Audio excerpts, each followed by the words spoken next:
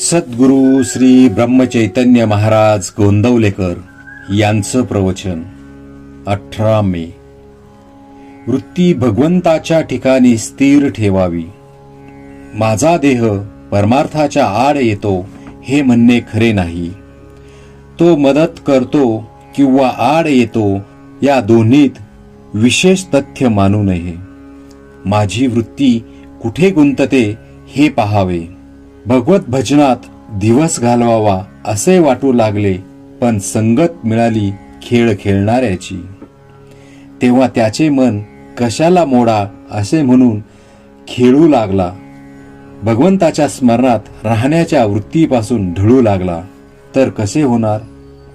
आईने आजवर खस्ता खाल्ल्या, लहानाचे मोठे केले. तीच आई लग्न झाल्यावर विषयाच्या आड येऊ लागली आणि म्हणून वैऱ्यासारखी वाटू लागली. वास्तविक दोघांच्याही देहात फरक होण्यासारखे असे काहीच झाले नाही, पण वृत्तीत बदल झाला. विषयातच मी गुंतून राहू लागलो. याला काय करावे.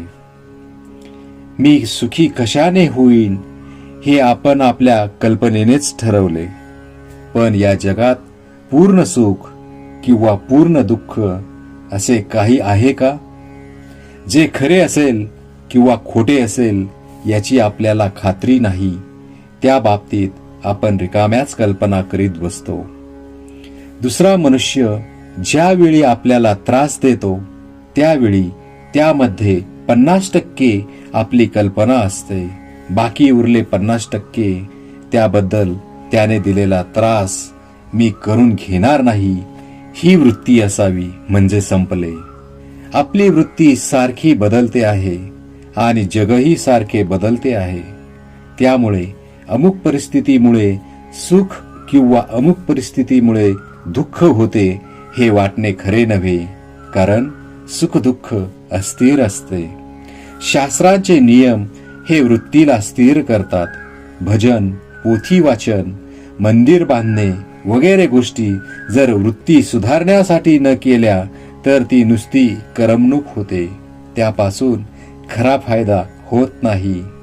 आगगाडी रोज काशीला जाते, पण तिला काही काशी यात्रा घडत नाही. यात्रा घडते ती आत बसलेल्या लोकांना. गंगा स्नान, विश्वेश्वराचे दर्शन वगैरे आतल्या लोकांना घडते.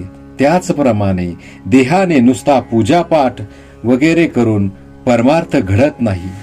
आपली वृत्ती भगवंताच्या ठिकाणी चिकटली पाहिजे.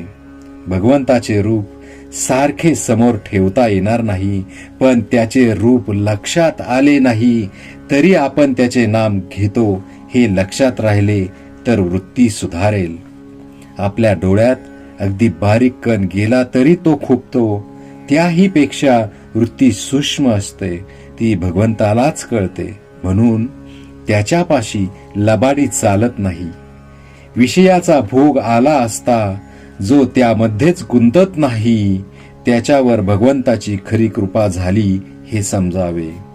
भगवंतापासून वेगळे न राहणे, त्याचे विस्मरण न होऊ देणे, त्याच्या स्मरणात राहणे, त्याच्या नामात राहणे यात खरे समाधान, शांती आणि सुख आहे.